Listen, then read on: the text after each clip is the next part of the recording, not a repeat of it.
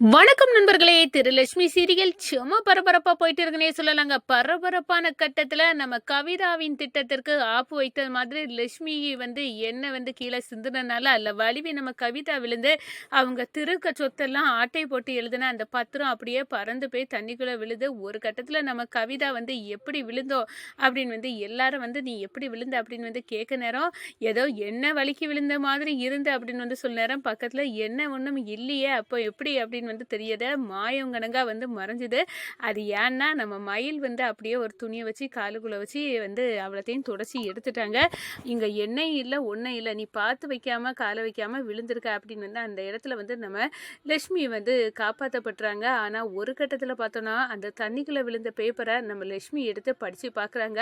அப்பதான் திருவோட சொத்து அவளும் எனக்கு கவிதா அவருக்கு சொந்தமாக்குறதுக்காக உள்ள பத்திரம் அப்படின்னு அந்த இடத்துல எழுதியிருக்கிறத படிச்சு பார்த்து அப்படியே வாயடைச்சி போயிருக்காங்க.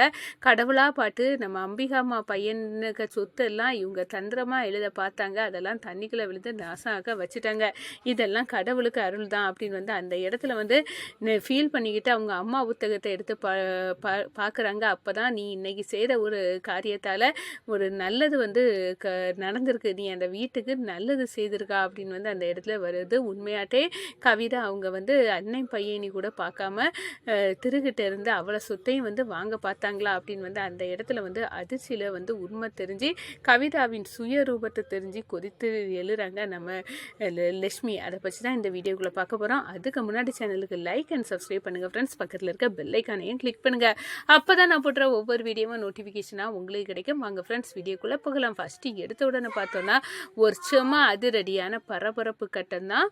எப்படியோ சைனை வாங்கிட்டோம் திருக்கிட்ட அப்படின்னு வாங்கிட்டு வந்த நம்ம கவிதா அப்படியே எண்ணெயில் கால் வச்சு வலிவி அவ்வளோ பத்திரமும் பறந்து போய் தண்ணிக்குள்ளே விழுந்து அவ்வளோ அழிஞ்சு போகுது. அதை தூக்கி வச்சு கதறி அழ ஆரம்பிச்சிட்டாங்க.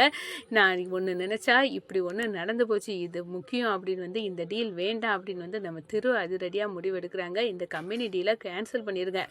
ஏன்னா நான் கையெழுத்து போன நேரம் இடைஞ்சல் வந்தது, அதோடு எனக்கு ஏகப்பட்ட நேரம் விக்கல் வந்துச்சு.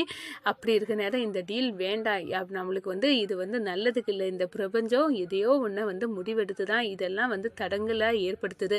அதனால் கண்டிப்பாக நம்மளுக்கு நல்லது இல்லாத விஷயந்தான் இது வேண்டாம் அத்தை, அதனால் இதை அப்படியே விட்டுருங்க அப்படின்னு அந்த இடத்துல சொல்ல நேரம் நம்ம கவிதாவுக்கு வேறு வழி இல்லை. நான் கம்பெனி டீலுன்னு சொல்லிக்கிட்டு சொத்தையெல்லாம் திருகிட்ட இருந்து ஆட்டை போட்டு எடுத்து வந்தேன்.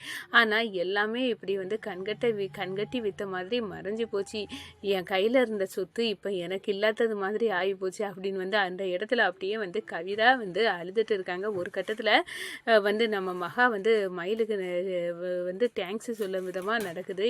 ஏன்னா எப்படி கீழே விழுந்த அப்படின்னு கேட்க நேரம் நம்ம கவிதா ஏதோ எண்ணெயில் கால் வச்சு தான் கீழே விழுந்த மாதிரி இருந்து அப்படின்னு சொல்ல நேரம் எண்ணெயா அப்படின்னு கேட்க நேரம் நைஸாக மயில் காலுக்குள்ளே ஒரு துணியை போட்டு அந்த எண்ணெயை தொடச்சி விடுச்சு.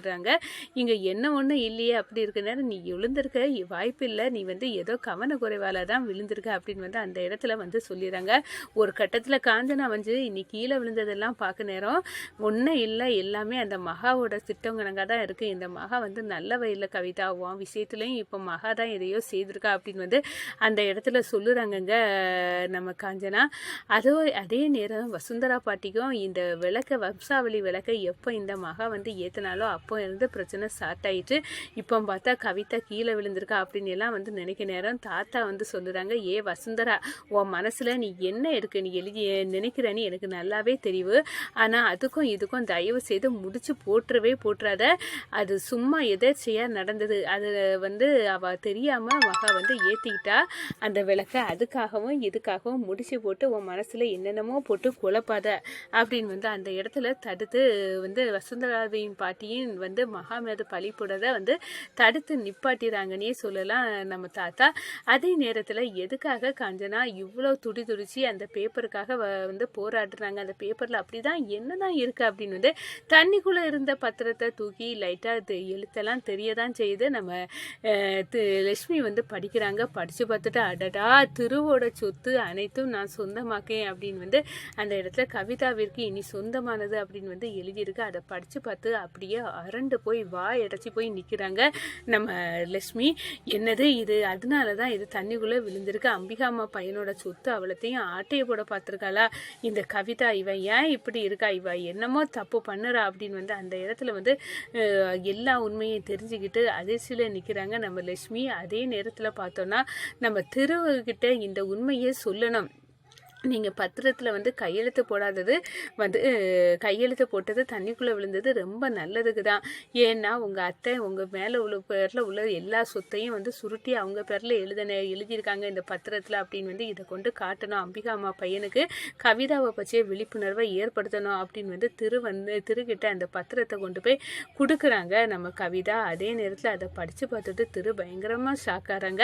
ஆனால் ஒன்று இதில் திருவை வந்து படித்து பார்க்க விட அவங்களுக்கு வந்து தான் தொட்டு தாலி கட்டின பொண்ணு தான் இந்த மகா. அவள் வந்து லட்சுமி தான் இந்த வீட்டில் இருந்திருக்கா. இப்போ கூட என்னையும் இந்த விஷயத்துலேயும் விழிப்புணர்வோடு இருக்க சொல்ல நான் கவிதா அத்தவை அப்படி நம்புகிறேன். அவங்க இப்படி ஒரு நம்பிக்கை துரோகத்தை அவங்க செய்திருக்காங்கன்னு எனக்கு வந்து உணர வச்சவ லட்சுமி அப்படின்னு வந்து அந்த இடத்துல ஃபீல் பண்ண ஆரம்பிச்சிட்டாங்க. நம்ம லட்சுமிக்கும் ஒரே வந்து நம்ம இவ்வளோ நாள் நம்ம தன்னோட கணவர் வீட்டில் தான் நான் இருந்திருக்கேனா, இது என்னோட வீடு தானா, அப்போது அம்பிகாம்மா என் மாமியாரா என் கணவரே தான் வந்து திவ்யாக்கா கட்டிக்க போகிறாங்களா அப்படின்னு எல்லாம் வந்து யோசித்து அந்த இடத்துல வந்து ஃபீல் ஆகுறாங்க நம்ம லட்சுமி. ஒரு கட்டத்தில் பார்த்தோன்னா எங்கள் கவிதா அத்தைய உண்மையான சுயரூபத்தை நீ எனக்கு தெரியப்படுத்திட்டே லட்சுமி.